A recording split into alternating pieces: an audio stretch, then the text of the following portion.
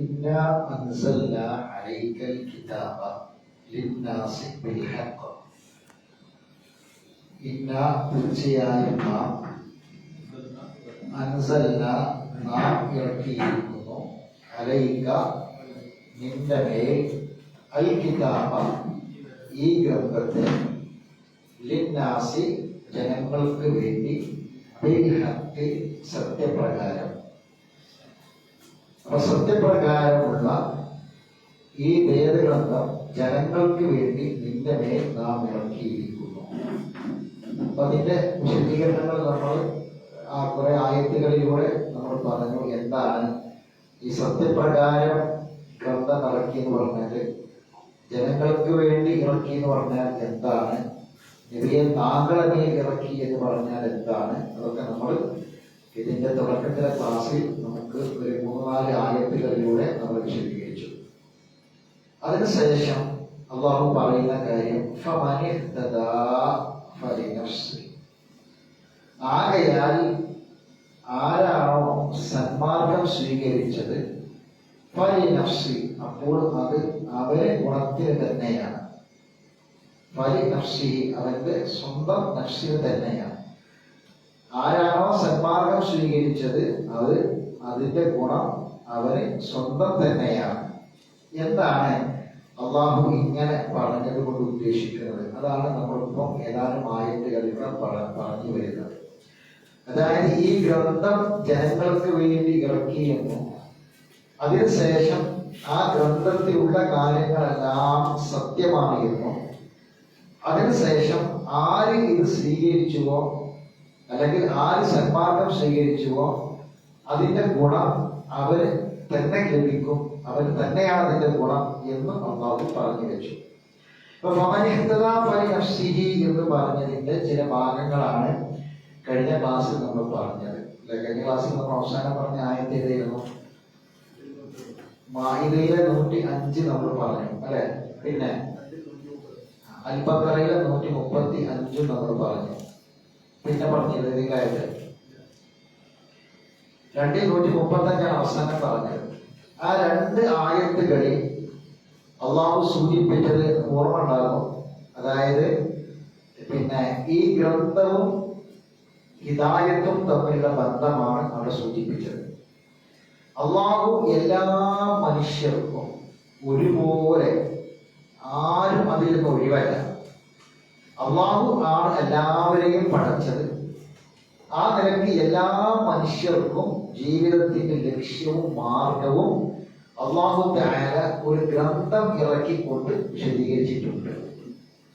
അതാണ് നമ്മൾ കഴിഞ്ഞ ക്ലാസ്സിൽ വായിച്ച മാഇദയിലെയും അൽ-ബഖറയിലെയും ആയത്തിന്റെ ചുരുക്കം. അതാണ്. അതായത് ജനങ്ങൾ ചോദിക്കുകയാണ്, ഈ മനുഷ്യന്മാരെല്ലാവരും ഒരൊറ്റ സമൂഹമായിട്ട് ജീവിക്കേണ്ടവരല്ലേ? സ്വാഭാവിക ചോദ്യമാണ്. എന്നിട്ട് പിന്നെ എന്താണ് മനുഷ്യന്മാര് കക്ഷികളായി ഭിന്നിച്ചു പോയത്? അപ്പൊ അതിന്റെ ഉത്തരം അള്ളാഹു അൽ-ബഖറയിലെ ആയത്തിലും മാഇദയിലെ ആയത്തിലും അള്ളാഹു പറഞ്ഞു. അത് നമ്മൾ കണ്ടു. ആ ആയത്തിന് അർത്ഥം നമ്മൾ വിശദീകരിച്ചു. ആ ചോദ്യത്തിന്റെ വ്യക്തമായ ഉത്തരമാണ് അള്ളാഹു തആല ആ 2 ആയത്തിലും പറഞ്ഞത്. അതിന്റെ ചുരുക്കം എന്താണ്?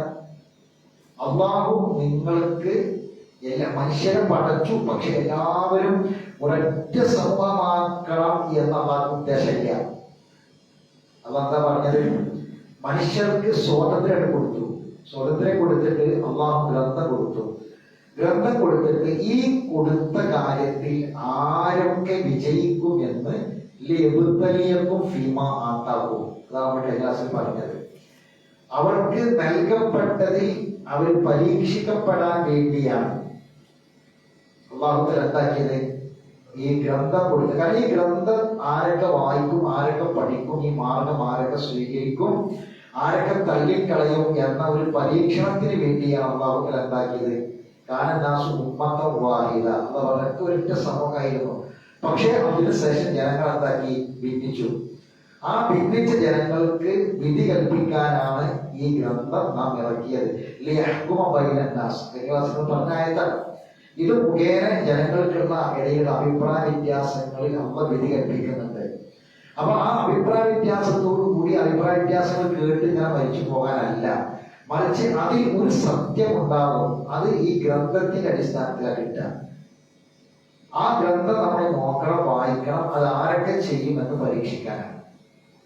ഒരാൾ ജീവിച്ചു, അയാൾ മരിച്ചു, അയാൾ പറയാണ് അയാൾക്ക് പിന്നെ ഒരുപാട് സമൂഹത്തിൽ ജീവിച്ചു, പലരും പറഞ്ഞു ഞാനതൊന്നും ശ്രദ്ധിക്കാൻ പോയിട്ടില്ല, ഞാനതൊന്നും കേൾക്കാൻ പോയിട്ടില്ല, അതുകൊണ്ട് എനിക്ക് എന്താ കാര്യങ്ങളൊന്നും മനസ്സിലായില്ല. പക്ഷെ എങ്കിൽ ബാക്കിയുള്ള കാര്യങ്ങളിലൊക്കെ അയാളെ ബുദ്ധി ഉപയോഗിച്ചു, സമയം ഉപയോഗിച്ചു, ദുനിയാവിലെ കാര്യങ്ങളൊക്കെ അതിലൊന്നും അയാൾക്ക് എന്തുണ്ടായിട്ടില്ല, ഈ സമയമില്ലായ്മയോ ആളുകൾക്കിടയിലുള്ള ഈ പ്രശ്നങ്ങളൊന്നും ഉണ്ടായിട്ടില്ല. മറിച്ച് പരലോകത്തേക്ക് വേണ്ട കാര്യം അന്വേഷിക്കുന്നതിലും പഠിക്കുന്നതിലും മാത്രമാണ് അയാൾ എന്ത് കണ്ടെത്തിയത്? കുറവുകളും ന്യൂനതകളും പരാതികളും അയാൾ കണ്ടെത്തിയത്. ഇതാണ് നമ്മൾ കഴിഞ്ഞ ക്ലാസ്സിൽ പഠിച്ചതിന്റെ ചുരുക്കം. ഇനി നമുക്ക് നോക്കാനുള്ളത് സൂറത്ത് നൂറിലെ അഥവാ 24-ാം അധ്യായം, അതിലെ 54-ാമത്തെ ആയത്താണ്. 24-ൽ 54.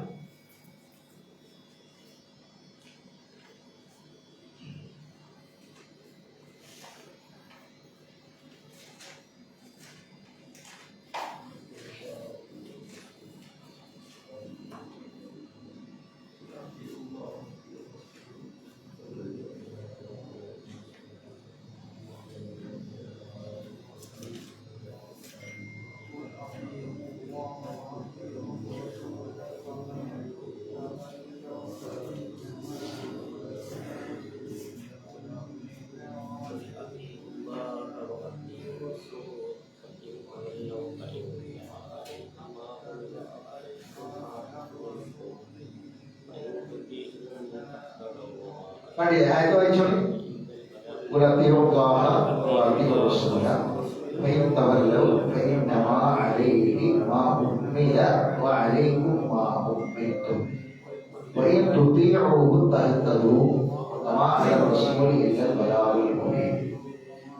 ശരിക്ക് നിങ്ങൾ ഈ ആയത്തല്ല വായിക്കേണ്ടത്. ശരിക്കും നിങ്ങൾ ഒഴിവ് കിട്ടുന്ന സമയത്ത് ഈ സൂറത്തിലെ 46-ാമത്തെ ആയത്ത് മുതൽ ഒന്ന് വായിക്കണം. 46 നമുക്ക് വായിക്കാൻ നേരമില്ല, നമുക്ക് ഒരുപാട് നീണ്ടുപോകും. അതുകൊണ്ട് ഒഴിവ് കിട്ടുന്ന സമയത്ത് 46-ാമത്തെ ആയത്ത് മുതൽ വായിക്കണം. 46-ാമത്തെ ആയത്ത് മുതൽ വായിക്കുമ്പോൾ നമ്മൾ ഈ പഠിച്ച സുമർല ആയത്തിന്റെ യഥാർത്ഥമായ ഒരു വിഷയം നമുക്ക് കിട്ടും. 46-ാമത്തെ ആയത്തിൽ അവർ പറയുന്നത് ആയാത്തി മുബയ്യിനാത്തി. 46 ലഖദ് അൻസൽ, ഞാൻ ഫുള്ള് വായിക്കണില്ല, ഞാൻ തുടക്കം മാത്രം വായിക്കാം. ലഖദ് അൻസൽന ആയാത്തി മുബയ്യിനാത്തി, തീർച്ചയായും വ്യക്തമായ ആയാത്തുകൾ നിങ്ങൾക്ക് നാം ഇറക്കി തന്നിട്ടുണ്ട്, അവതരിപ്പിച്ചിട്ടുണ്ട്. ആയാത്ത് മുബയ്യിനാത്ത്, വ്യക്തമായ കാര്യങ്ങൾ വ്യക്തമാക്കുന്ന വചനങ്ങൾ നിങ്ങൾക്ക് നാം ഇറക്കി തന്നിട്ടുണ്ട്. ലഖദ് അൻസൽന, നാം ഇറക്കിയിട്ടുണ്ട്. ആയാത്തി മുബയ്യിനാത്തി. വല്ലാഹു യഹ്ദി മൻ യശാ ഇലാ സിറാത്തിൽ മുസ്തഖീം, യഥാർത്ഥ വഴിയിലേക്ക്, സിറാത്തുൽ മുസ്തഖീമിലേക്ക് അല്ലാഹു അവൻ ഉദ്ദേശിക്കുന്നവരെ അവൻ ചേർക്കും. മനസ്സിലായോ പറഞ്ഞത്? അപ്പൊ അള്ളാഹു ഇറക്കി കാണാത്ത ഇല്ലാത്ത ഒരു കാര്യമില്ല, അള്ളാഹ് ഇറക്കി തന്നിട്ടുണ്ട്. ആയാത്ത് മുബയ്യിനാത്ത്, വ്യക്ത കാര്യങ്ങൾ, ആരുടെയും സംശയം തീരുന്ന വിധത്തിൽ കാര്യങ്ങൾ വ്യക്തമാക്കുന്ന ആയാത്തുകൾ അള്ളാഹു ഇറക്കി തന്നിട്ടുണ്ട്. എന്നിട്ട് അതിനുശേഷം അള്ളാഹു ചില ആൾക്കാർ അത് സ്വീകരിക്കും, ചില ആൾക്കാർ അത് തള്ളിക്കളയും, ഒരു ഫരീഖ് അത് സ്വീകരിക്കും, ഒരു ഫരീഖ് അത് തള്ളിക്കളയും എന്നൊക്കെ പറഞ്ഞതിന് ശേഷം ഇതിങ്ങനെ പറഞ്ഞ ചില ആൾക്കാർ ഹൃദയത്തിൽ സംശയം ഉണ്ടാകും. ചില ആൾക്കാർ ഇപ്പൊ നമ്മുടെ നാട്ടിൽ നടക്കുന്ന എല്ലാ കാര്യങ്ങളുമാണ് ഇതിന്റെ ഇടയിൽ അവങ്ങനെ പറയുന്നത്.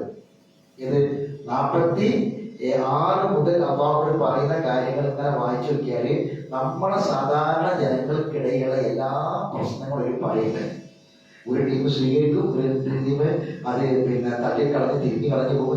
ചില ഒരു ടീം എപ്പോഴും സംശയം പറയും, അവരുടെ ഹൃദയത്തിലേക്കാണ് കയറുക. എന്ത് പറഞ്ഞാലും ചില സംശയങ്ങളും ചോദ്യങ്ങളും ഉണ്ടാകും. ഇതൊക്കെ അവ പറഞ്ഞുതരാണ്, ഈ മാനസികാവസ്ഥ ഒക്കെ പറഞ്ഞുതരാണ്. എന്നിട്ട് 52-ൽ അള്ള പറയുന്ന ആയത്തിൽ 52 എന്താണ്? വമൻ യുതിഇല്ലാഹ വറസൂലഹു, ആര് അല്ലാഹുവിനെയും അവന്റെ റസൂലിനെയും അനുസരിക്കുന്നുവോ, അള്ളാഹനെ പേടിച്ച് ജീവിക്കുന്നുവോ, അവനെ സൂക്ഷ്മത പാലിച്ച് അവന്റെ വിധിവിലക്കുകളെ അംഗീകരിച്ച് സൂക്ഷ്മതയോടെ മുത്തഖിയായി ഖുശൂഅോടെ ആര് ജീവിക്കുന്നുവോ അവനാണ് വിജയികൾ. അക്കൂട്ടരാണ് വിജയികൾ. അല്ലാഹുവിന്റെ റസൂലിനും അനുസരിച്ച് തഖ്വയോടെ ഖുശൂഅോടെ ജീവിക്കണം. തഖ്വ വേണം, ഖുശൂ വേണം. ഇതൊക്കെ വേറെ വേറെ പഠിക്കേണ്ട സംഗതിയല്ല. തഖ്വ ഉണ്ടെന്ന് വിചാരിച്ച് ഖുശൂ ഉണ്ടാകണമെന്നില്ല. മനസ്സിലായി പറഞ്ഞത്? ഒരു ഖുശൂഇലേക്ക് മനുഷ്യനെ തഖ്വ എത്തിക്കണം. എന്തിനാണ് എല്ലാ വെള്ളിയാഴ്ചയും ഇമാമുമാരെ ഖുത്ബയില് തഖ്വല്ലാഹ് എന്ന് പറഞ്ഞത്? എന്തിനാണ്? തഖ്വ കൊണ്ട് ഉപദേശിക്കുന്നത് എന്തിനാണ്? ആ തഖ്വ നമ്മളെ ഖുശൂഇലേക്ക് എത്തണം. മനസ്സിലായി പറഞ്ഞ? തഖ്വ എന്ന് പറഞ്ഞാൽ എന്താ? അള്ളാഹ് കൽപ്പിച്ച കാര്യങ്ങൾ ചെയ്യുമ്പോൾ വിരോധിച്ച കാര്യങ്ങളിൽ നിന്ന് വിട്ടുനിൽക്കുന്നു. ഇതാണ് തഖ്വ. കൽപ്പിച്ച കാര്യങ്ങൾ പരമാവധി ചെയ്യുന്നു, വിരോധിച്ച കാര്യങ്ങൾ പൂർണ്ണമായി വിട്ടുനിൽക്കുന്നു. തഖ്വക്ക് രണ്ട് ഭാഗമുണ്ട്. ഇത്തഖുല്ലാഹ മസ്തതഅത്ത്, നമ്മുടെ കൂടെ കേൾക്കണം. നിങ്ങൾക്ക് കഴിയുന്ന വിധം അള്ളാഹനെ സൂക്ഷിക്കുക എന്ന് പറഞ്ഞാല് അത് തിന്മകൾ വർജിക്കുന്ന കാര്യത്തിലല്ല. തിന്മകൾ വർജിക്കാൻ പൂർണ്ണമായി ഒഴിവാക്കണം. അവിടെ തഖ്വ കൊണ്ട് ഉദ്ദേശിക്കുന്നത് കഴിയുന്ന എല്ലാ നന്മകളും എല്ലാവർക്കും ചെയ്യാൻ കഴിയില്ല, അത് പറ്റുന്നത് ചെയ്യാനാണ്. മനസ്സിലായിട്ടാ? തഖ്വ എന്ന് പറഞ്ഞാൽ രണ്ട് ഭാഗമാണ്. തഖ്വ നമ്മുടെ എല്ലാ വെള്ളിയാഴ്ചയും തഖ്വ കൊണ്ട് ഉപദേശിക്കുകയും തഖ്വ എന്താണെന്ന് ആദ്യം മനസ്സിലാക്കട്ടെ. എല്ലാവർക്കും എന്ത് തഖ്വയുടെ ഉപദേശമാണ്? തഖ്വ രണ്ട് ഭാഗം. ഒന്ന് കൽപ്പിച്ച കാര്യങ്ങൾ ചെയ്യാം, രണ്ട് വിരോധിച്ച കാര്യങ്ങൾ വിട്ടു നിൽക്കുക. അതാണ് തഖ്വ. മനസ്സിലായി പറഞ്ഞേ? അപ്പൊ നിങ്ങൾക്ക് കഴിയുന്ന വിധത്തിൽ നിങ്ങൾ തഖ്വയുള്ളവരാകണമെന്ന് പറഞ്ഞാല് അവിടെ ഉദ്ദേശിക്കുന്നത് ആ തഖ്വയുടെ ഒന്നാമത്തെ ഭാഗമായ നന്മകൾ ഉണ്ടല്ലോ, ആ നന്മകൾ ചെയ്യാൻ പറ്റുന്നത്ര ചെയ്യാം. എല്ലാ നന്മകളും ചെയ്യാൻ പറ്റുമോ? ഇല്ല. ഇപ്പൊ വുളൂ ചെയ്യണം, എല്ലാ സമയത്തും വുളൂവിൽ നടക്കണം, വുളൂ ചെയ്താൽ നിസ്കരിക്കണം, ശുറൂക്ക് നിസ്കരിക്കണം, ദുആ നിസ്കരിക്കണം, അങ്ങനെ തുടങ്ങി ഒരുപാട് കാര്യങ്ങൾ പഠിപ്പിച്ചിട്ടുണ്ട്. എല്ലാം കൂടി ചെയ്യാൻ പറ്റുമോ? കഴിയില്ല. അപ്പൊ അവിടെ എന്ത് ചെയ്യണം? നിങ്ങൾക്ക് സാധിക്കുന്നത് എത്രയാണോ അത്ര ചെയ്യാം. മനസ്സിലായി പറഞ്ഞത്? സാധിക്കുന്നത്ര അത്ര ചെയ്യാം.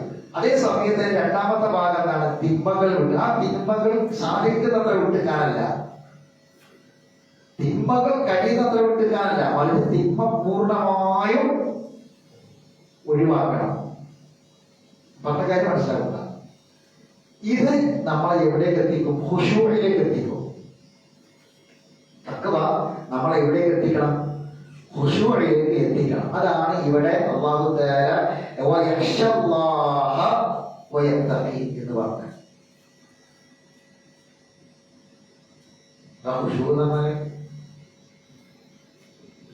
ഖുശൂഇ എന്ന് പറഞ്ഞാല് ഞാനത് ഇങ്ങനെ വെറുതെ പറഞ്ഞു പോരല്ലോ. ഖുശൂഇ എന്നത് പരസ്പര ബന്ധമുണ്ട്. ഖുശൂഇ എന്ന് പറഞ്ഞാല് ഒരു വിനയവും ഭയവും അടങ്ങുന്ന അവസ്ഥക്കാണ് ഖുശൂ എന്ന് പറയാം. ഒരു വിനയം ഉണ്ടാകുമ്പോഴാണ് നമുക്ക് എന്ത് ചെയ്യാൻ കഴിയാം? ഒരു റബ്ബിനെ കുറിച്ചിട്ടുള്ള ഒരു ഓർമ്മയും ഒക്കെ നമ്മുടെ ഹൃദയത്തിൽ നിറയുമ്പോഴാണ് നമുക്ക് ഭയം ഉണ്ടാകും. ആ ഭയം നമ്മളെ വിനയത്തിലേക്ക് എത്തിക്കും. അതാണ്. അത് എങ്ങനെ ഉണ്ടാകുന്ന വെച്ചാൽ അത് ശരിക്കും ഖുർആനിൽ നിന്നാണ്. മുത്തഖീങ്ങൾക്ക് ഖുശൂ, മുത്തഖീങ്ങൾ എന്ന ഖുർആൻ പഠിക്കുന്നവരാണ്. ഈ ഖുർആൻ പഠിക്കുന്ന ആളുകൾക്കാണ് എന്തുണ്ടാകുക? ഖുശൂ ഉണ്ടാകുക. അത് നമ്മൾ പണ്ട് പഠിച്ച ആയത്തുണ്ട്, ഇസ്രായേലിലെ ആയത്ത്. ആ ഇസ്രായേലിലെ ആയത്തില് ഒരാൾ ഇങ്ങനെ ഖുർആൻ പോയി ഇങ്ങനെ വന്ന് അങ്ങനെ അയാൾ ചില സ്ഥലത്ത് എത്തുമ്പോൾ അള്ളാഹ് പറയാണ് അവരെന്ത് ചെയ്യുമ്പോ യസീദുഹും ഖുശൂഅൻ.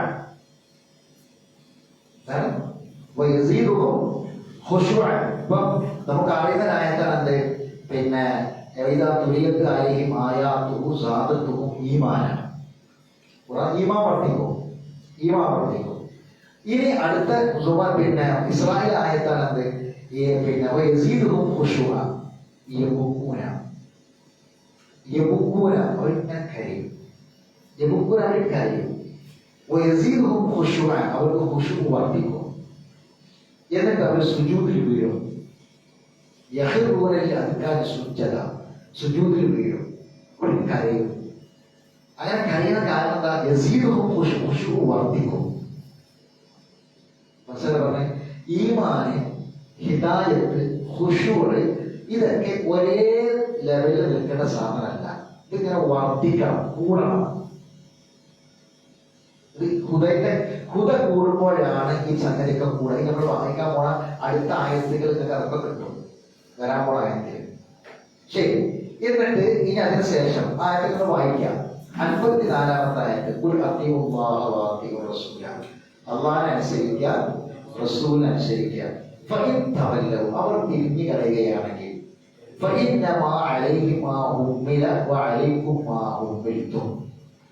അള്ളാഹുവിന്റെ റസൂൽ പറയാണ്, നിങ്ങൾ അവര് എങ്ങനെ ഇതിലേക്ക് ക്ഷണിക്കുമ്പോൾ ഇത് സ്വീകരിക്കാതെ അവർ തിരിഞ്ഞു കളയുകയാണെങ്കിൽ നിങ്ങൾക്ക് ബാധ്യതയുള്ളത് നിങ്ങളെ ഏൽപ്പിച്ച കാര്യത്തിലാണ്, അവരുടെ ബാധ്യത അവരെ ഏൽപ്പിച്ച കാര്യത്തിൽ വേണം. മനസ്സിലായി പറഞ്ഞേ?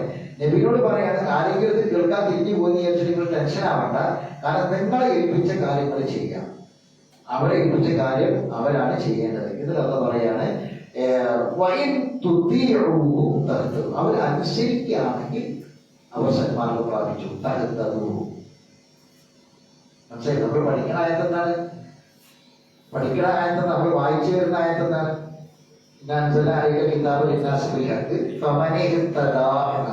അല്ലെ? ആരെങ്കിലും സന്മാർഗം പ്രാപിച്ചാലാണ്. ആ സന്മാർഗം പ്രാപിക്കൽ എങ്ങനെയാണ്? റസൂലിനെ അനുസരിക്കണം. അവർ താങ്കളെ അനുസരിക്കുകയാണെങ്കിൽ തടുത്തതും അവർ സന്മാർഗം പ്രാപിച്ചു. അപ്പൊ റസൂലിനെ അനുസരിക്കാതെ ഒരാൾക്ക് ഒരിക്കലും സന്മാർഗം പ്രാപിക്കാൻ കഴിയില്ല. മനസ്സിലാക്കാൻ? അത് റസൂലിന്റെ സുന്നത്തിനെ പിൻപറ്റണം. ആ സുന്നത്തിനെ അനുധാവനം ചെയ്യാതെ ഒരാളെ ഞാൻ സന്മാർഗത്തിലാണ് എന്ന് പറയാൻ അയാൾക്ക് പറ്റില്ല. റസൂൽ പറയാണ്, റസൂൽ ഇല്ല ബലാവുൽ മുബീൻ. റസൂലിന്റെ മേലുള്ള ബാധ്യത വ്യക്തമായി എത്തിച്ചു കൊടുക്കൽ മാത്രമാണ്. അതൊരു സംശയത്തിന് ഇടയില്ലാത്ത വിധം സുവ്യക്തമായി കാര്യങ്ങൾ പറഞ്ഞു കൊടുക്കുക.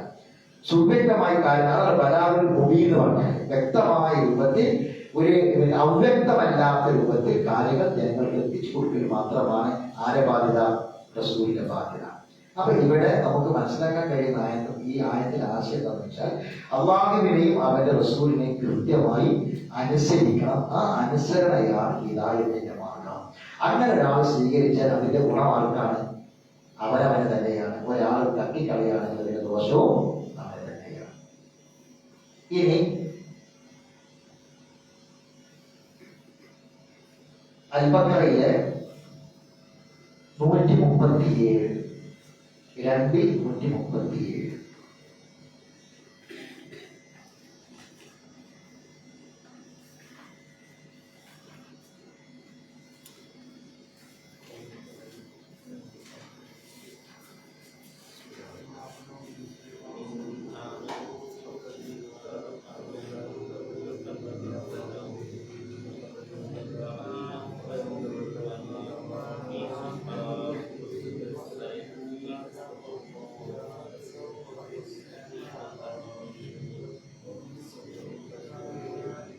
അപ്പൊ ഒരാൾ പറയാണ്, സ്വാഭാവികമായും ഒരാൾക്ക് ഉണ്ടാകുന്ന ഒരു സംശയമാണ്, പിന്നെ അവരും ചെയ്യുന്നു ഇവരും ചെയ്യുന്നു, അവരും പണ്ഡിതന്മാരില്ല ഇവരും പണ്ഡിതന്മാരില്ല, അവരും ദീൻ പഠിച്ചവരല്ലേ, അവരും ഖുർആൻ പഠിച്ചവരല്ലേ, അവരും പിന്നെ അവരും അറിവുള്ളവരല്ലേ എന്നൊക്കെ പറയും, പല ആൾക്കാരും പറയും. അപ്പം അള്ളാഹു അതിലൊരു തീരുമാനമാക്കി തരാണ്. നിങ്ങൾ ആരെയാണ് ഫോളോ ചെയ്യേണ്ടത്? നമ്മളെ നേരെ മുന്നിൽ കാണുന്ന ഉസ്താദിനെയാണോ, അല്ലെങ്കിൽ അയാൾ ഉസ്താദിനെയാണോ, ആ ഉസ്താദിനെയാണോ, ആരെയാണ് ഫോളോ ചെയ്യുന്നത്? ആവശ്യം എന്താണ്? നമ്മൾ സന്മാർഗത്തിലാവണം, നമ്മൾ നേർമാർഗത്തിലാവണം, അതാണ് ആവശ്യം. അതിനെന്താ ചെയ്യേണ്ടത്? അതിന്റെ പിന്നെ ഉപാധിയാണ് അല്ലാഹു തആല ഈ പറയുന്ന ആയത്ത്. കേട്ടോ, ഫഇൻ ആമനു, അവർ വിശ്വസിച്ചിരുന്നുവെങ്കിൽ, നിങ്ങൾ വിശ്വസിച്ചതുപോലെ അവരും വിശ്വസിച്ചിരുന്നുവെങ്കിൽ. ആരെപ്പറ്റിയാണ്? സ്വഹാബികളെ കുറിച്ചാണ്. ആരെപ്പറ്റിയാണ്?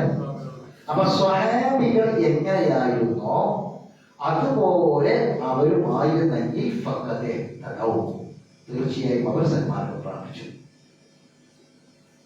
അപ്പൊ എവിടെ നോക്കേണ്ടി? നമ്മൾ ഒരു കാര്യം പഠിക്കുമ്പോൾ ആ കാര്യത്തിൽ നബി സല്ലല്ലാഹു അലൈഹി വസല്ലമയെ കണ്ടുപഠിച്ച സ്വഹാബത്ത് എങ്ങനെയായിരുന്നു അതാണ് നോക്കേണ്ടത്. സ്വഹാബത്ത് ഹദ്ദാദ് ഓതിയിട്ടുണ്ടോ? സ്വഹാബത്ത് റാത്തി ഓതിയിട്ടുണ്ടോ? സ്വഹാബത്ത് മുൻകഴിഞ്ഞു പോയ ആളുകളെ മക്ബറയിലേക്ക് പോയിട്ടുണ്ടോ? ഒരു പരിശോധിച്ചാൽ മതി. സ്വഹാബത്തിന്റെ ജീവിതം എന്താ നോക്കിയാൽ മതി. അവരുടെ വിശ്വാസം എന്തായിരുന്നു? ഇപ്പൊ അള്ളാഹുവിന്റെ അള്ളാഹുവിന് കൈയുണ്ട്, അള്ളാഹുവിന് കാലുണ്ട്, അള്ളാഹുവിന്റെ കണ്ണ്, അള്ളാഹിന്റെ കാഴ്ച, ഇങ്ങനെ കുറെ അഭിപ്രായ വ്യത്യാസങ്ങൾ വിഷയങ്ങളുണ്ട്. അപ്പോ എന്താ വിശ്വസിക്കേണ്ടി? അള്ളാഹ് കൈയില്ലാന്നാണോ? അതോ അള്ളാഹ് കാലില്ലാന്നാണോ? എന്താ വിശ്വസിക്കേണ്ടത്? ഉണ്ട് എന്നാണോ ഇല്ലാന്നാണോ വിശ്വസിക്കേണ്ടത്? അപ്പൊ എന്ത് നോക്കിയാൽ മതി? സ്വഹാബത്ത് അതിൽ എന്താണ് വിശ്വസിച്ച് നോക്കിയാൽ മതി. അപ്പൊ നമുക്ക് എന്ത് കിട്ടും? ഖുർആനിൽ അള്ളാഹിനെ കുറിച്ച് യദുല്ലാഹി, അള്ളാഹിന്റെ കൈ എന്ന് ഖുർആനിലുണ്ട്. ശരി, അപ്പൊ ആ ഖുർആനിൽ പറഞ്ഞ അള്ളാഹിന്റെ കൈ എന്ന് അത് ഉണ്ടോ? ഉണ്ട്, അത് സത്യമാണ്, ഉണ്ട്. എന്താണ് കൈയാണ്? കൈയാണ്. യദുല്ലാഹി ഫൗഖൈദി എന്ന് ഖുർആനിലുണ്ട്. ശരി, അള്ളാഹിന്റെ കൈനെ കുറിച്ചുണ്ട്. അപ്പൊ എന്താണ് നമ്മൾ വിശ്വസിക്കേണ്ടത്? നമ്മളാണ് നാട്ടിൽ ചില ആൾക്കാർ അള്ളാഹിന്റെ കൈയുണ്ട്, അള്ളാഹിന്റെ കൈ എന്ന് പറഞ്ഞാൽ അവൻ ഇസ്ലാമിന് പുറത്തുപോയി അള്ളാഹു കൈയില്ലാത്തവരാണ് എന്നാണ് ഭൂരിഭാഗം ആൾക്കാർ പറയുന്നത്. അപ്പൊ അള്ളാഹിന്റെ കയ്യിനെ പറ്റി അള്ളാഹിന്റെ കലാമാണ്, അള്ളാഹിന്റെ സംസാരമാണ്. ആ അള്ളാഹിന്റെ സംസാരത്തിൽ അള്ളാഹിന്റെ കയ്യിനെ പറ്റി പറയുന്നു. ശരി, എങ്കിൽ ഇത് യഥാർത്ഥമായ ഒരു വിശ്വാസം അല്ല. അതെന്താണ്? ഉണ്ട് എന്നാണോ ഇല്ലാതാണോ വിശ്വാസം? അപ്പൊ നമ്മൾ ഇവിടെ നോക്കേണ്ടത് സ്വഹാബത്തിനെ നോക്കണം. സ്വഹാബത്തിനെ നോക്കുമ്പോൾ നമ്മൾ എന്താ കാണുന്നത്? അതിൽ അവർ പറഞ്ഞതായിട്ട് നമുക്ക് കാണുന്നത്, അവരെ വിശ്വാസമായിട്ട് കാണുന്നത് അള്ളാഹുവിന്റെ ദാത്തിനെ കുറിച്ച്, അള്ളാഹുവിന്റെ സത്തയെ കുറിച്ച്, അള്ളാഹിന്റെ ഉമ്മയെ കുറിച്ച് അള്ളാഹു എന്ത് പറഞ്ഞോ ഖുർആനിൽ അത് അപ്പടി വിശ്വസിക്കാം. നിഷേധിക്കാനും പാടില്ല, വ്യാഖ്യാനിക്കാനും പാടില്ല. എങ്ങനെ? ഒരാൾ പറയുക എന്നുള്ള പറഞ്ഞത് അള്ളാഹിന്റെ അധികാരമാണ് ഒരാൾ പറയുക, വ്യാഖ്യാനിക്കാൻ അള്ളാഹിന്റെ എത് എന്ന് പറഞ്ഞാൽ അള്ളാഹിന്റെ അധികാരമാണ് എന്ന് പറയാൻ പാടില്ല. മനസ്സിലായി പറഞ്ഞത്? അള്ളാഹിന്റെ കൈ എന്ന് പറഞ്ഞാൽ അള്ളാഹിന്റെ കൈ, അത് അള്ളാഹിന്റെ കൈ എന്ന് പറഞ്ഞാൽ ആ കൈയൊന്നല്ല എന്ന് പറയാനും പാടില്ല. പിന്നെ തുലനം ചെയ്യാൻ പാടില്ല. നമ്മുടെ കയ്യിനെ പോലെ അള്ളാഹിന്റെ കൈ എന്ന് പറയാൻ പാടില്ല, വിശ്വസിക്കാൻ പാടില്ല. നമ്മുടെ കാലം പോലെ അള്ളാഹിന്റെ കാര്യം എന്ന് വിശ്വസിക്കാൻ പാടില്ല. അള്ളാഹു അർശിൽ ഉപവിഷ്ടനായിരിക്കുന്നു, എന്നുണ്ട്. അപ്പൊ ഒരു രാജാവ് സിംഹാസനത്തിൽ ഇരിക്കണമായി അത് സങ്കല്പിക്കാൻ പാടില്ല, കണക്ക് കൂട്ടാൻ പാടില്ല, ആ അർശിൽ രൂപം കാണാൻ പാടില്ല. അള്ളാഹുവിന്റെ സത്തക്ക്, അള്ളാഹുവിന്റെ ഉമ്മക്ക് ഒരു രൂപം നമ്മൾ മനസ്സിലുണ്ടാവാൻ പാടില്ല. നിഷേധിക്കാനും പാടില്ല, അതിനെ വ്യാഖ്യാനിക്കാനും പാടില്ല. ഇഅ്തിഖാദ് വാജിബാണ്. ഖുർആനിൽ അള്ളാഹ് പറഞ്ഞ സംഗതി വിശ്വസിക്കൽ വാജിബാണ്, അത് നിഷേധിക്കൽ കുഫറാണ്. ഇല്ലാതെ പറയുന്ന കുഫറാണ്. ഇതാണ് ആരുടെ വിശ്വാസം? സ്വഹാബത്തിന്റെ വിശ്വാസം. അവിടെ നിൽക്കണം, അവിടെ നിൽക്കണം. കാരണം ഖുർആനിൽ അള്ളാഹ് പറഞ്ഞത് കൊണ്ട് അങ്ങനെ ഇല്ലാതെ പറഞ്ഞ് നിഷേധിക്കാൻ പാടില്ല. ആ പറഞ്ഞ സംഗതി ഇന്നതാണെന്ന് പറഞ്ഞ് വ്യാഖ്യാനിക്കാനും പാടില്ല. മറിച്ച് അള്ളാഹുവിനെ കുറിച്ച്, അള്ളാഹുവിന്റെ ഉമ്മയെ കുറിച്ച് പറയുന്ന കാര്യത്തിൽ എന്ത് പറഞ്ഞോ അത് അപ്പടി വിശ്വസിക്കാം. ഖുർആനിൽ എന്താണോ പറഞ്ഞത് അപ്പടി വിശ്വസിക്കാം. അതിനെ വ്യാഖ്യാനിക്കാനും നിഷേധിക്കാനും തള്ളിക്കളയാനും പാടില്ല. ഇതാണ് ആരെ മാർഗം? സ്വഹാബത്തിന്റെ മാർഗം. ഉദാഹരണം പറഞ്ഞതാണ്. അതേപോലെ ഏത് കാര്യവും നമ്മൾ എടുക്കാം, ഏത് കാര്യവും എടുക്കാം. നമ്മൾ എന്തിനാണ് ഈ ദീനനുസരിച്ച് ജീവിക്കുന്നത്? വികാരത്തിന്റെ മാർഗം അനുസരിച്ച് സ്വർഗത്തിൽ പോകണം, നരകത്തെ രക്ഷപ്പെടണം, അല്ലെ? അപ്പൊ സ്വർഗം കിട്ടാനും നരകത്തെ രക്ഷപ്പെടാനുമായ ഒരു കാര്യം റസൂൽ പഠിപ്പിക്കാതെ പോയിട്ടില്ല. അത് നമ്മളത് കൂടുതൽ ഉണ്ടാക്കേണ്ട കാര്യങ്ങളാണ്. നബിന്റെ സ്വഹാബത്തിന്റെ കാലത്ത് ഹദ്ദാദ് നടത്തിയൊന്നും ഒഴുകൊന്നുമില്ല, അത് ഉറപ്പാണ്. ശരി, അതൊന്നുമില്ല. പിന്നെ അത് എന്താ ഉണ്ടായത്? കുറെ കാലം കഴിഞ്ഞിട്ട്, നൂറ്റാണ്ടുകൾ കഴിഞ്ഞിട്ട് ഉണ്ടായതാണ്. എന്നാലും നല്ലതല്ലേ? അത് ചോദിക്കാൻ പാടില്ല, അത് ചോദിക്കാൻ പാടില്ല. എന്താ കാരണം? ഈ മതം പൂർണ്ണമായി, മതം പൂർത്തിയായി. അത് നമ്മളെ ഒന്നും ചേർക്കാൻ പാടില്ല, ഒന്നും കൂട്ടിച്ചേർക്കാൻ പാടില്ല. അപ്പൊ എന്നാലും അത് നല്ലതല്ലേ എന്ന് ചോദിച്ചാൽ നല്ലതെന്തോ റസൂൽ പഠിപ്പിക്കാതെ പോയി എന്നാണ് അർത്ഥം. റസൂൽ എന്താ പറഞ്ഞത്? എന്തൊക്കെ നല്ലത്, സ്വർഗത്തിലേക്ക് കടക്കാൻ, നരകത്തെ രക്ഷപ്പെടാൻ എന്തൊക്കെ കാര്യമുണ്ടോ അത് മുഴുവനും ഞാൻ അത് പഠിപ്പിക്കുക. തീരെയായി, തീരെ കാര്യം, ദുനിയാവിന്റെ കാര്യമല്ല പറഞ്ഞിട്ട. റസൂലിന്റെ കാര്യത്തിൽ ബെൻസ് കാണുന്നില്ല, റസൂൽ ബെൻസ് തന്നെ പോകണമെന്നില്ല. ഒട്ടകപ്പുറത്ത് പറഞ്ഞ ബെൻസത, ഒട്ടകപ്പുറത്ത് പോയാലും മതി. അത് അടിസ്ഥാനമുണ്ട്. ദുനിയാവിന്റെ കാര്യം, അത് ബിരിയാണി നമ്മൾ തിന്നുന്നുണ്ട്. ദീനിന്റെ കാര്യമാണ്, ദീൻ, മതം, അത് റസൂൽ പൂർത്തിയാക്കിയോ? മക്കളൊക്കെ ദീനം പൂർത്തിയാക്കി. പൂർത്തിയാക്കിയ ദീനിൽ നമ്മളെ വകയായിട്ട് ഒന്നും ചേർക്കാൻ പറ്റില്ല. അങ്ങനെ ചേർത്താൽ അതിന്റെ അർത്ഥം ഇമാം മാലിക് പറഞ്ഞതുപോലെ ഷാഫി ഇമാമിലെ ഉസ്താദായ ഇമാം മാലിക് പറഞ്ഞതുപോലെ റസൂല് ഈ റിസാലത്തിൽ റിസാലത്തിൽ വഞ്ചന അള്ളാഹ് പറഞ്ഞു കൊടുത്ത ഈ സംഗതിയിൽ എന്തോ നമുക്ക് പറഞ്ഞു തരാതെ പോയി എന്നാണ് ഒരാൾ പുതിയതായിട്ട് ഈ കടത്തിക്കുട്ടികളെ ആശയം. റസൂൽ സ്വർണ്ണം കിട്ടാൻ പക്ഷെ എല്ലാ കാര്യം പഠിപ്പിച്ചിട്ടുണ്ട്. അത് നമ്മൾ എന്ത് ചെയ്യണം? അതേപോലെ പിൻപറ്റണം. കാരണം അത് ആര് പിൻപറ്റി? സ്വഹാബത്തിൽ പിൻപറ്റി. അപ്പൊ സ്വർഗത്തിൽ ആരാ കിടക്കുക? ആദ്യം ഇവരാ കിടക്കുക. അപ്പൊ അവരെന്താണോ ചെയ്തത് അതാ റസൂൽ പറഞ്ഞത്. ഇന്ന് എന്താണോ ദീന് അതാണ് ഖിയാമത്ത് നാൾ വരെ ദീന്. റസൂൽ വഫാത്താകുമ്പോ എന്താണോ ദീന് അതാണ് ഖിയാമത്ത് നാൾ വരെയുള്ള ദീനിലൊന്നും കൂട്ടിച്ചേർക്കാൻ പറ്റില്ല.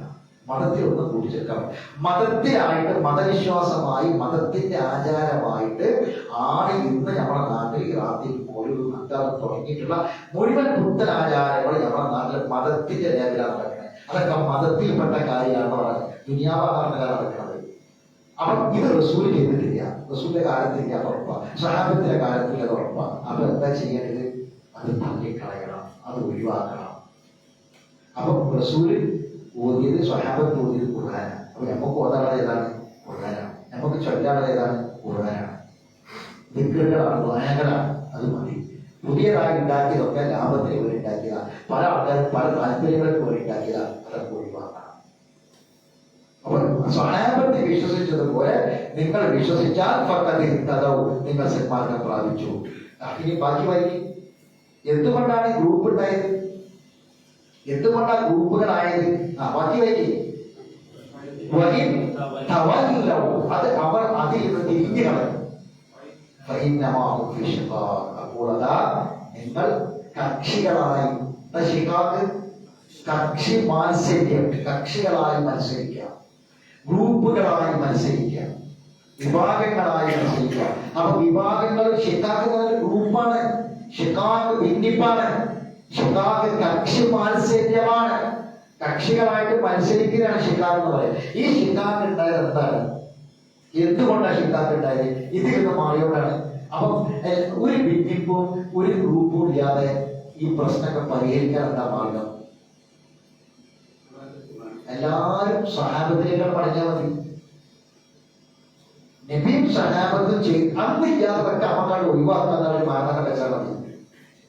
നബിയും റസൂലും സഹാബത്തും ജീവിച്ചിരുന്ന കാലത്ത് ഇല്ലാത്തത് എന്തൊക്കെ ദീനിലുണ്ടോ അതൊക്കെ അതൊക്കെ ഒഴിവാക്കാം. ഞാൻ ഇങ്ങനെ പറഞ്ഞതിനാലോ ഇതൊക്കെ പറയുമ്പോൾ ചില ആൾക്കാർ എന്താ ചോദിക്കുക? അന്ന് ബിരിയാണിന്റെയോ അന്ന് വേറെ താറുണ്ടെയോ എന്നൊക്കെ ചോദിക്കുക. അത് ആ ചോദ്യത്തിനാണ് അതുകൂടി മനസ്സിലാക്കിയത് ഞാൻ ഇത് പറയുന്നത്. അതല്ല പറയുന്നത്. ഈ വിഷയം ദീനാണ് പറഞ്ഞത്. അന്ന് എന്തായിരുന്നോ ദീന്. അപ്പൊ എല്ലാവർക്കും ഒരു മുസ്ലിമീങ്ങൾ ഇന്ന് ഇന്ത്യയിൽ എന്താ മുസ്ലിമീങ്ങളുടെ അവസ്ഥ? മുസ്ലിമീങ്ങൾ ഇത്രയും പീഡനങ്ങളും ഉപദ്രവങ്ങളൊക്കെ കേൾക്കുമ്പോൾ നമുക്കൊന്ന് ഒന്നായിക്കൂടെ? നമുക്ക് എല്ലാവർക്കും മുസ്ലിം സമൂഹത്തിന് മൊത്തത്തിൽ ഐക്യപ്പെട്ടൂടെ? ശരി, ഐക്യം എല്ലാവർക്കും താല്പര്യമുണ്ട്. ഐക്യപ്പെടേണ്ടെന്ന് ആരും പറയുന്നില്ല. ശരി, എങ്കിൽ അതിന്റെ മാർഗങ്ങൾ അതിന്റെ വഴി സ്ഥാപനത്തിന്റെ വസ്തുക്കള് ഇതൊക്കെ ഓരോ ഗ്രൂപ്പിനും ഒക്കെ ഒഴിവാക്കി. ഇതൊക്കെ പിന്നീട് വന്നതാണല്ലോ. ഇതൊക്കെ സ്വർഗത്തിൽ പോണ വഴിയിൽ ഉണ്ടാക്കിയ സംഗതിയാണല്ലോ. സ്ഥാപനങ്ങളൊക്കെ മദ്രസയും സ്കൂളും പിന്നെ മെഡിക്കൽ കോളേജും ഇതെല്ലാം നമ്മൾ സ്വർഗത്തിൽ പോണ വഴിയിൽ ഉണ്ടാക്കിയ സംഗതിയാണ് അല്ലെ? അതൊക്കെ ഒഴിവാക്കുക. അതെല്ലാം പോയിട്ട് ആ ഉപാധികളൊക്കെ മാറ്റിയിട്ട് ഒറ്റ ഉപാധി ഈ ആയത്തിന്റെ അടിസ്ഥാനത്തിൽ ഉപാധി. ഇവിടെ ഈ ആയത്തിൽ അല്ല പറഞ്ഞത് നിങ്ങൾ കക്ഷി മാത്സര്യത്തിലാകുന്നു എന്നാണ്. ആ കക്ഷികളാകാതെ തീരണം. ഇതിൽ നിന്ന് അവർ തിരിഞ്ഞു കളഞ്ഞപ്പോൾ ഇതിൽ നിന്ന് ഈ സഹാബത്തെ വിശ്വസിച്ചതുപോലെ നമ്മൾ വിശ്വസിക്കാത്തത് കൊണ്ടാണ്. അതുകൊണ്ടാണ് ഷിക്കാക്ക് ഉണ്ടായത്. അവർ ഈ ഷിക്കാക്ക് ഇല്ലാതിരിക്കാൻ, ഈ കക്ഷി മത്സരം ഇല്ലാതിരിക്കാൻ ഒറ്റപ്പെടും. എന്താണ്? ഒന്ന് ഇരിക്കുക, എല്ലാവരും ഇരിക്കുക, ഒന്ന് ഒരുമിച്ചിരിക്കുക. എന്നാൽ റസൂലിന്റെ കാലത്തും സഹാബത്തിന്റെ കാലത്ത് എന്തൊക്കെ ഉണ്ട് എന്നൊരു രേഖയുണ്ടല്ലോ കിതാബിലേക്ക്. ഈ കിതാബ് നിന്നോടല്ലേ പണ്ഡിതന്മാരും അല്ലെ ഒരുമിച്ചിരിക്കുക. അപ്പം സഹാബത്തിന്റെ കാലത്ത് ഈ സംഗതി ഓരോന്നും എടുക്കുക. അപ്പം റാത്തീബ് എന്തുണ്ടായത്? 300 കൊല്ലത്തിന് ശേഷം. അപ്പൊ സഹാബത്തിന്റെ കാലത്തില്ല, അത് ഒഴിവാക്കി. ഹദ്ദാദ് അത് നടത്തി ഒരു പറഞ്ഞാൽ മതി, അതിന്റെ ഡേറ്റ് ഒരു പറഞ്ഞാൽ മതി. അത് എന്തുണ്ടായത്? അത് നബിന്റെ കാലത്ത് സഹാബത്തിന്റെ കാലത്ത് നൂറ്റാണ്ടുകൾ കഴിഞ്ഞിട്ടുണ്ടായി. അപ്പൊ അത് ഒഴിവാക്കി. അങ്ങനെ ഓരോ നിയമങ്ങൾ ഒഴിവാക്കിയാൽ മതി. ഓരോന്നും ഒഴിവാക്കിയാൽ അസ്ൽ ഒഴുകെത്തും. നബിന്റെ സ്വഹാബത്തിന്റെ കാലത്ത് എന്താണോ ഉണ്ടായത് അവിടേക്ക് എത്തും. അവിടേക്ക് എത്തിയാൽ എല്ലാവർക്കും എന്ത് ചെയ്യാൻ പറ്റും? ഐക്യപ്പെടാൻ പറ്റും. അപ്പൊ എന്തുണ്ടാവുക? ഗ്രൂപ്പ് ഉണ്ടാവില്ല, ഭിന്നിപ്പുണ്ടാവില്ല, ഒന്നും ഉണ്ടാവില്ല. എല്ലാവരും പിതായത്തിന്റെ മാർഗത്തിലായിരുന്നു. അങ്ങനെ വേണമെങ്കിൽ സ്വീകരിച്ചോളി. സ്വീകരിച്ച അതിന്റെ ഗുണം എന്തൊക്കെയാണ്? ഞാനിപ്പോ ഇതൊന്നും വേണ്ടാന്നാണെങ്കിൽ അതിന്റെ ദോഷം പറഞ്ഞു. ശരി, ഇനി അടുത്ത ആയത്ത്. ഇത് ഓരോന്നും അള്ളാഹു വിശദീകരിച്ച് പോവാണ്. ആര്യ ഖുർആനിലെ 20-ാമത്തെ ആയത്ത് 3:20.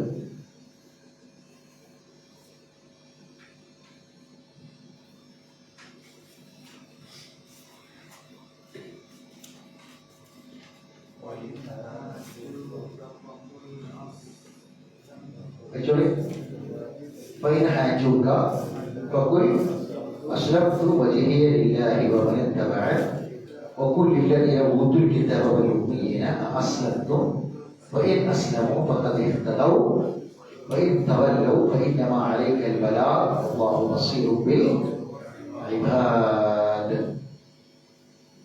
ശ്രദ്ധിക്കേണ്ട കാര്യം അറിയാം.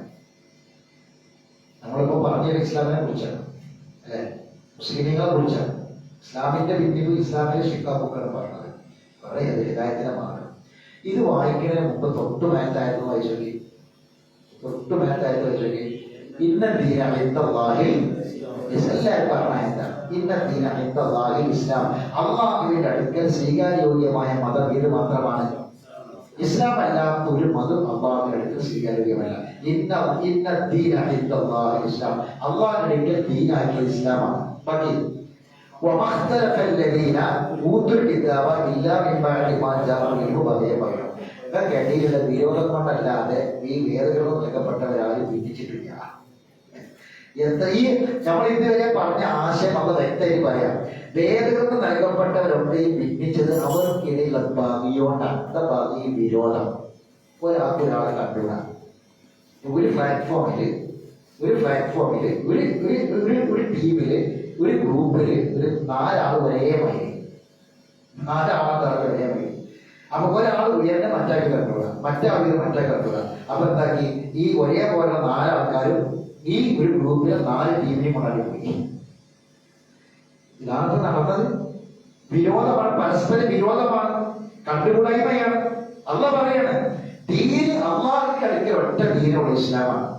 പിന്നെ ഈ ഗ്രന്ഥം നൽകപ്പെട്ടവർ ഭിന്നിച്ചത് അവർക്കിടയിലെ വിരോധം കൊണ്ടാണ്. പറയാം ഗ്രന്ഥം നൽകപ്പെട്ടവർ ഭിന്നിക്കതാണ്. ഗ്രന്ഥം നൽകപ്പെട്ടവർ ഭിന്നിക്കാൻ പാടില്ലായിരുന്നു. കാരണം എന്താ? ഈ ഒറിജിനൽ ഈ പറഞ്ഞ സത്യസന്ധമായ വിഷയം ഇതാണ്. ദീനിന്റെ ആദർശവും ഒരു വിഷയം ഈ ഒരു ഐഡിയോളജിക്കൽ ആണെങ്കിൽ, ആദർശമാണെങ്കിൽ, ആദർശം എവിടെ ഉണ്ട്? ഖുർആനിലുണ്ടല്ലോ, കിതാബിലുണ്ടല്ലോ. അത് നോക്കിയാൽ കാണൂലേ? പിന്നെ ഭിന്നിക്കേണ്ട കാര്യമില്ലല്ലോ. അതാണ് ഗ്രന്ഥം നൽകപ്പെട്ടവരുടെ കാര്യം പറഞ്ഞത്. അള്ളാഹിന്റെ ആയാത്തുകളെ ആര് നിഷേധിക്കുന്നോ മനസ്സിലാക്കിക്കൂടി അത് വളരെ വേഗം വിചാരണ ചെയ്യുന്നവരാണ്. അങ്ങനെ ഇവിടൊക്കെ അങ്ങനെ നടക്കും. പക്ഷെ അങ്ങോട്ട് വരാട്ടെ, അവിടെ വിചാരണയുണ്ട് എന്ന് പറയാം. ഇനി അവർ നിന്നോട് തർക്കിക്കുകയാണെങ്കിൽ, എവിടെ തർക്കങ്ങളാണ്? ആൾക്കാർ പറഞ്ഞാൽ ജയിക്കാനാണ് നോക്കുക. സത്യ കാര്യങ്ങൾ പഠിക്കാൻ മനസ്സിലാക്കാനൊന്നുമല്ല. പിന്നെന്താണ്? എവിടെയും ജയിക്കാനാണ് നോക്കുക. താങ്കളോട് തർക്കിക്കുകയാണെങ്കിൽ പറയാ, നിങ്ങളോട് പറയാ അസ്ലംതു വജിഹിയലില്ല, എന്റെ മുഖം മുഴുവൻ ഞാൻ അള്ളാഹ്ക്ക് തിരിച്ചിട്ടുണ്ട്. എന്നാൽ എനിക്ക് വേറെ ഉദ്ദേശമൊന്നുമില്ല എന്നർത്ഥം. ഞാൻ എന്റെ ജീവിതം തന്നെ ഞാൻ മുഴുവൻ അള്ളാഹിലേക്ക് തിരിച്ചു വെച്ചിട്ടുണ്ട്. എന്റെ മുഖം അള്ളാഹിലേക്ക് തിരിച്ചു. എന്നെ പിൻപറ്റിയോളും അങ്ങനെ തന്നെയാണ്. അതാണ് സ്വഹാബത്താണ്. ഞാനും എന്റെ സ്വഹാബത്തും ഞങ്ങൾ ആരിലേക്കാണ് തിരിഞ്ഞത്? അള്ളാഹുവിലേക്കാണ്. എന്നാൽ ഈ കക്ഷി മാത്സര്യങ്ങളിലൊക്കെ ദുനിയാവാണെന്ന് അർത്ഥം. കക്ഷികളൊന്നും ഭിന്നിച്ചത് ദീനിന്റെ കാര്യത്തിലാണ് ആരും വിചാരിക്കണ്ട. അതൊക്കെ ദുനിയാവാണെന്നൊക്കെ കാരണങ്ങളായി വന്നിട്ടുള്ളത്. അതുകൊണ്ട് നിന്നോട് അവർ തർക്കി ദീനിന്റെ കാര്യത്തിൽ. ഇതിന് ഒന്നത്തെ ആയത്ത് ഇസ്ലാമാണ്, ദീനാണ്. അതിന് ഭിന്നിപ്പാണ് പറഞ്ഞത് അല്ലെ? അതിൽ അഭിപ്രായ വ്യത്യാസമാണ് പറഞ്ഞത്. എന്നിട്ട് റസൂൽ പറയാ താങ്കളോട് അവർ തർക്കിക്കാണെങ്കിൽ പറയാ ഞാനും എന്റെ പിന്നിലുള്ള എന്നെ ഇത്തിബാഅ് ചെയ്തവരും അവര് മുഖം തിരിച്ചത് വിളക്ക അള്ളാഹുവിലേക്കാണ്. വഖുൽ എന്നിട്ട് ചോദിക്കുക ഇല്ലദീന ഊതുൽ കിതാബ, കിതാബ് നൽകപ്പെട്ടവരോട് ചോദിക്കുക. വൽ ഉമ്മീന അതിൽ കിതാബ് നൽകപ്പെട്ടവരുണ്ട്, വലിയ ഉമ്മീന നിരക്ഷരരായ ആൾക്കാരുണ്ട്, അറിവില്ലാത്തവരുണ്ട്. ഓരോട് ചോദിക്കുക, അസ്ലംതു നിങ്ങൾ കീഴ്പ്പെട്ടിട്ടുണ്ടോ, നിങ്ങൾ മുസ്ലിങ്ങളാണോ എന്ന് ചോദിക്കുക. അള്ളാഹിന് പൂർണ്ണമായി കീഴ്പ്പെട്ട മുസ്ലിങ്ങളാണോ? ഫൈൻ അസ്ലമോ, നിങ്ങൾ അങ്ങനെ അള്ളാഹിന് കീഴ്പ്പെട്ട് മുസ്ലിം ആണെങ്കിൽ നിങ്ങൾ സന്മാർഗം പ്രാപിച്ചു. നിങ്ങൾ ശരിക്കും നിങ്ങൾ അള്ളാഹിലേക്ക് നിഷ്കളങ്കമായ ഈമാനോടെ സത്യസന്ധമായ നെയ്യത്തോടെ ഗ്രൂപ്പിന് വേണ്ടിയിട്ടോ പാർട്ടിക്ക് വേണ്ടിയിട്ടോ ഒന്നുമല്ല, മറിച്ച് ഗ്രന്ഥം പഠിക്കുക, ദീന് പഠിക്കുക, എന്നിട്ട് മുസ്ലിമായി ജീവിക്കുക, മുസ്ലിമായി മരിക്കുക. ഈ സത്യസന്ധമായ ഒരു നെയ്യത്ത് നിങ്ങൾക്ക് ഉണ്ടോ എങ്കിൽ നിങ്ങൾ സന്മാർഗം പ്രാപിക്കും. മനസ്സിലായിട്ട് പറഞ്ഞത്? സന്മാർഗം പ്രാപിക്കും. മുഖത്തെ അള്ളാഹുവിലേക്ക് പൂർണ്ണമായി തിരിച്ചു വെക്കണം. ഇനി തിരിഞ്ഞു കളയുകയാണെങ്കിൽ താങ്കളുടെ മേൽ ബാധ എത്തിച്ചു കൊടുക്കൽ മാത്രമാണ്. അള്ളാഹു അള്ളാഹു തന്റെ അടിമകളെ വ്യക്തമായി കണ്ടറിയുന്നവനാണ്. ഇനി പറയാൻ പോകുന്ന ആയത്തുകൾ എന്താണെന്നറിയോ? ഇപ്പൊ ഇവിടെ ഈ പകതി തതവും എന്ന വിഷയമാണ് നമ്മൾ ഇത്രയും പറഞ്ഞത്. ഇനി ഈ മാർഗത്തിലേക്ക് കടന്നാൽ നമുക്ക് കിട്ടാൻ പോകുന്ന ഓഫറുകൾ എന്താണ്? അതാണ് ഇനി പറയാൻ പോണ ആയത്ത്.